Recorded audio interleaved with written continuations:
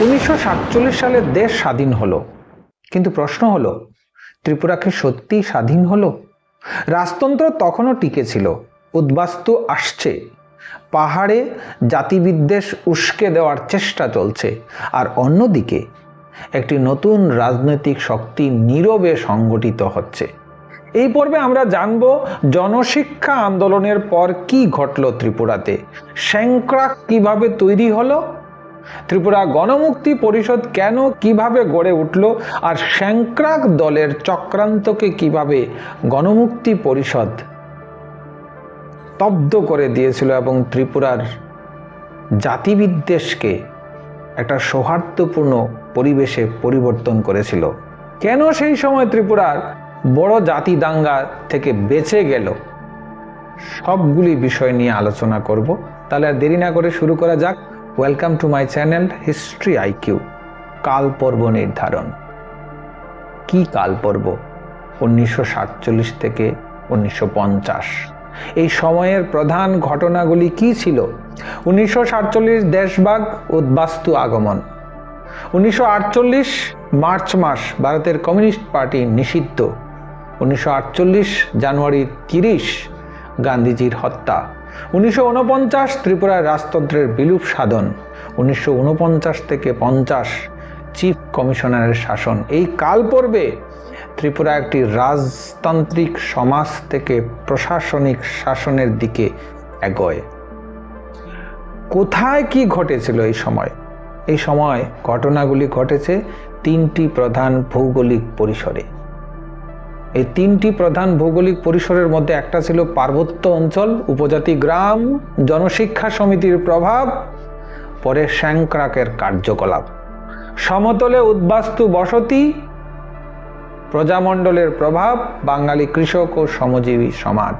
আগরতলা ও রাজকেন্দ্র, রাজপরিবার, ঠাকুর ও অভিজাত ত্রিপুরী সমাজ, রাজনৈতিক ষড়যন্ত্র ও সংগঠন নির্মাণ। এই তিন স্তরেই সমান্তরাল কিন্তু পরস্পর সংযুক্ত ঘটনা চলছিল।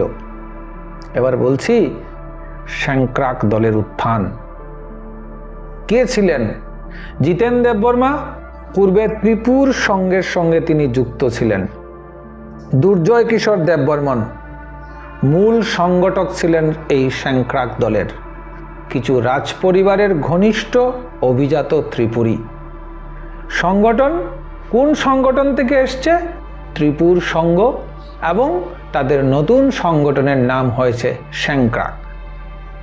1949 সালের পর, বিশেষত অক্টোবরের পর তারা টিপ হয়। উদ্দেশ্য ছিল উদ্বাস্তু আগমন রোধ করা, উপজাতি সমাজে ভয় ও সন্দেহ সৃষ্টি করা, বাঙালি উপজাতি বিভাজন জোরদার করা। তাহলে উপজাতি সমাজে ভয় ও সন্দেহ সৃষ্টি করা, এই প্রক্রিয়া কি বর্তমান গণতান্ত্রিক ত্রিপুরাতে চলছে না? অবশ্যই মিলিয়ে নেবেন পূর্ববর্তী ঘটনাগুলির সঙ্গে। এটি কোনো হঠাৎ ঘটনা ছিল না, এটি ছিল আগের রাজতান্ত্রিক বিভাজন নীতির নতুন রাজনৈতিক সংস্করণ। আর এই সংস্করণ এখনো বহাল তবিয়তে। গণমুক্তি পরিষদ এই পরিস্থিতিতে গড়ে ওঠে 1948 সালের মার্চের পর। কমিউনিস্ট পার্টি যখন নিষিদ্ধ হয়, কর্মীদের যখন ধরপাকড় করা হয়, প্রকাশ্য রাজনীতি যখন বন্ধ হয় কমিউনিস্টদের, আর এর ফল হিসাবে প্রতিরোধ সংগঠন হিসাবে ত্রিপুরা গণমুক্তি পরিষদ গঠিত হয়। আর এর নেতৃত্বে ছিলেন দশরথ দেব, হেমন্ত দেববর্মা ও গৌর দেববর্মা। উদ্দেশ্য ছিল জাতিগত বিভাজন রোধ করা, পাহাড় ও সমতলের মানুষের মধ্যে ঐক্য বজায় রাখা, গণচেতনা রক্ষা করা। তাহলে তাদের এই চেষ্টার ফলে ত্রিপুরা একটা জাতি দাঙ্গা থেকে বেঁচে গেল। ভিডিও শুরুতে বলেছিলাম যে জাতি দাঙ্গা থেকে কি করে রক্ষা পেল, এটা সবচেয়ে বেশি গুরুত্বপূর্ণ। স্যাংক্রাক পাহাড়ে গ্রামে বিভাজন ছড়াতে চাইছিল, উদ্বাস্তু আগমনের সামাজিক চাপ বাড়ছিল, রাজতন্ত্র ভেঙে পড়েছিল। তখন গণমুক্তি পরিষদ, আত্মগোপনকারী কমিউনিস্ট নেতারা গ্রামে গ্রামে সচেতনতা গড়ে তোলেন। তারা বোঝেন সমস্যার মূল মানুষ নয়, সমস্যার মূল শোষণ ও রাজনৈতিক স্বার্থ। এই কারণেই 1947 থেকে 1950 পর্বে ত্রিপুরায় ভয়াবহ জাতি দাঙ্গা ঘটেনি। ত্রিপুরায় যে ভয়াবহ জাতি দাঙ্গা এড়ানো সম্ভব হয়েছিল তার কৃতিত্ব শুধুমাত্র গণমুক্তি পরিষদ নয়, এই কৃতিত্ব জনশিক্ষা আন্দোলনেরও।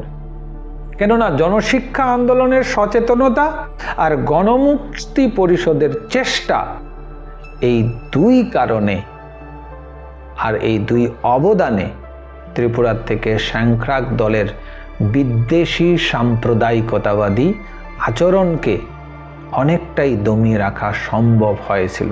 1947-এর পর পরিবর্তনগুলি কি আসে? নতুন নতুন গ্রাম সৃষ্টি, উপজাতি গ্রামে অনুপজাতি বসতি, পুরনো পার্বত্য গ্রামে জনসংখ্যাগত চরিত্র বদল। এটাই সেই পরিবর্তন যার আভাস আমরা পাই রাজকুমার সহদেব কিশোর দেববর্মার 1901 সালের সেন্সাস রিপোর্টের তুলনায়। জনশিক্ষা আন্দোলনের প্রভাবে যখন ত্রিপুরাতে রাজতন্ত্র একটা আতঙ্কের পরিবেশ তৈরি হয়েছিল, সেই আতঙ্কের পরিবেশ থেকে শেষ পর্যন্ত স্যাংক্রাক দল এবং জাতি উপজাতি বিদ্বেষের পরিবেশ তৈরি করা হয়।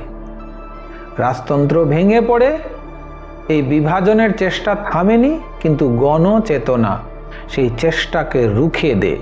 ত্রিপুরা একটি সহাবস্থানের পথে এগিয়ে যায়। এই দুই পর্ব মিলেই ত্রিপুরার আধুনিক রাজনৈতিক ইতিহাসের সবচেয়ে সংবেদনশীল অধ্যায় তৈরি করে। আর এই ত্রিপুরার জনশিক্ষা আন্দোলনের প্রভাবে রাজতন্ত্র যে বিভাজনের নীতি গ্রহণ করেছিল, ভাগ করো শাসন করো নীতি গ্রহণ করেছিল, এই ভাগ করাটা একটা জটিল পরিস্থিতির তৈরি করে। আর এই ভাগ করার যে ধারাবাহিক যাত্রা শুরু হয়েছিল সেই 1946-47-এ, সেখান থেকে আমরা ত্রিপুরাতে যখন পূর্ণ রাজ্য ঘোষণা করা হয় 1972-এর পর থেকে সেই বিচ্ছিন্নতাবাদী একটা সংগঠন সব সময় উপজাতি এবং বাঙালিদের মধ্যে একটা বিভাজনের সীমারেখা তৈরি করার চেষ্টায় নিজেদের স্বার্থান্বেষী মনোভাবকে চরিতার্থ করতে সচেষ্ট হয়েছে। যে ঘটনা 1946-47-এ আমরা দেখেছি, তার প্রভাব 2025 পর্যন্ত আমরা এখনো দেখি, সেই প্রভাবগুলি এখনো রয়েছে। তাহলে ত্রিপুরাকে জানতে, ত্রিপুরার এই বিচ্ছিন্নতাবাদী সংগঠনগুলিকে জানতে অবশ্যই আমাদের ত্রিপুরার ইতিহাস সম্পর্কে জানতে হবে গণমুক্তি পরিষদের ঐতিহাসিক প্রেক্ষাপট নিয়ে, তাদের অবদান নিয়ে জানতে হবে। জনশিক্ষা মুভমেন্ট বা জনশিক্ষা আন্দোলন কেন হয়েছিল সেগুলি নিয়ে, আর কোন পরিপ্রেক্ষিতে স্যাংক্রাক দল গড়ে উঠেছিল। এই স্যাংক্রাক দল নিয়ে আরেকটা ভিডিও থাকবে। ভিডিওটা দেখতে গেলে অবশ্যই চ্যানেলটাকে সাবস্ক্রাইব করবেন। আর সবাই ভালো থাকবেন। জয় হিন্দ, বন্দে মাতরম, নমস্কার।